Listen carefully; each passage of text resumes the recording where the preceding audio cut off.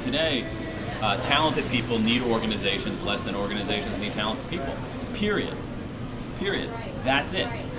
I mean, just think about the communications and computing power, like right here, right now. I mean, think about that. Not that long ago, you needed a whole massive company to be able to purchase and use all of this kind of communication technology. And now, like, you guys are just like, I mean, you went out and bought this afternoon. This camera that I'm pointing to right now, you went out and bought it this afternoon for $100. So, I mean, I just think all those things together mean that, you know, the balance has changed, and that organizations need talented people less than talented people need organizations. Period. And it's like sort of pretending that's not the case, or saying you must conform, it's not going to work. And so what it is basically it's a question of winning people's attention and winning people's talent over and over and over again, rather than basically saying you need me more than I need you, so play by my rules. I mean, truly, it's one of the few. Again, I usually can see ambiguity in things, nuance in things, but they're wrong. Then they call in consultants and say, why does everybody leave? You know, and so, and I think it's partly because of that lack of reciprocity.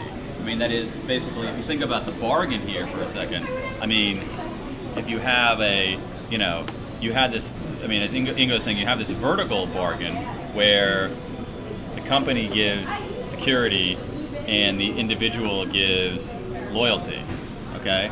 So this is the org and this is the end. Okay, so it looks like this, and then basically what happens is that the axis changes. So it's horizontal, but it's not loyalty and security being exchanged. It's talent and opportunity. So you give your talent, and they're supposed to give you opportunity. But if they don't give you opportunity, then you leave. I mean, and so you have all these companies out there, you know, wondering why their talented people leave. And the reason for that is that they're basically not, as Ingo's saying, they're not upholding their end of the bargain. They're not giving opportunity, whether it's opportunity to learn new things, whether it's opportunity to work with great people, whether it's opportunity to do something that matters. And it doesn't necessarily have to be enduring. You know, it's okay if you're there for 3 years, 2 years, whatever, if you make a contribution there and everybody's happy. I mean, so, but I just think that those folks are, they're going to be in a world I just think they're going to be in a world of hurt. They're going to be in a world of hurt, and they're going to lose all the talented people. But so many organizations are out there wondering why people are disengaged, wondering why people are leaving, wondering why the best people don't stick around.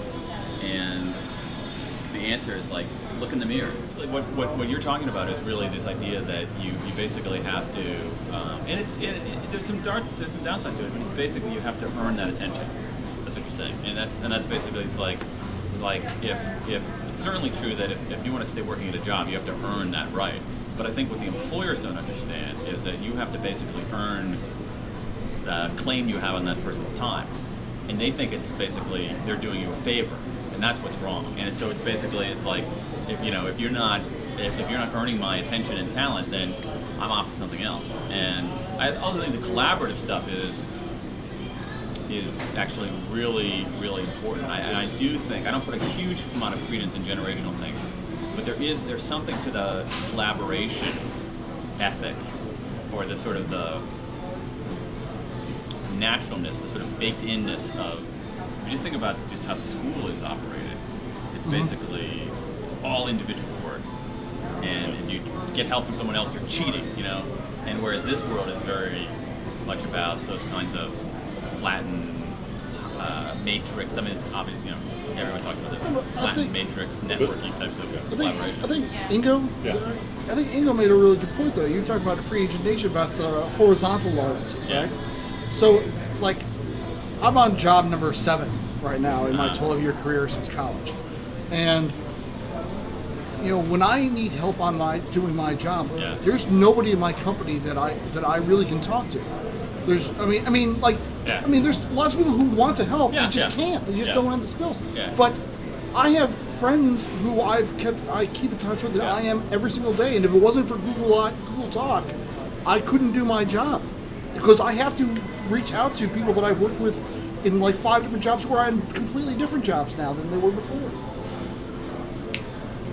I mean, the people in your office should be hearing that, because I think that's the way that it works. So in some ways, you're carrying around sort of, you have basically the, if you think, forgive me for drawing again, that's all right. if you basically have sort of like the Silvers,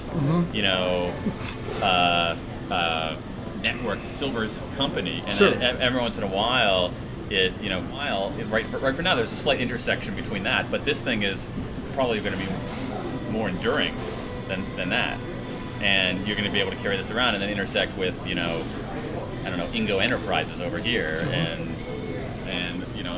that becomes the source of your learning, that becomes the source of your new opportunities, and that's, I think that's hard for a lot of these employers to fathom. It's like, how dare you make an outside call? How dare you ask somebody who's not in this organization for help on this project?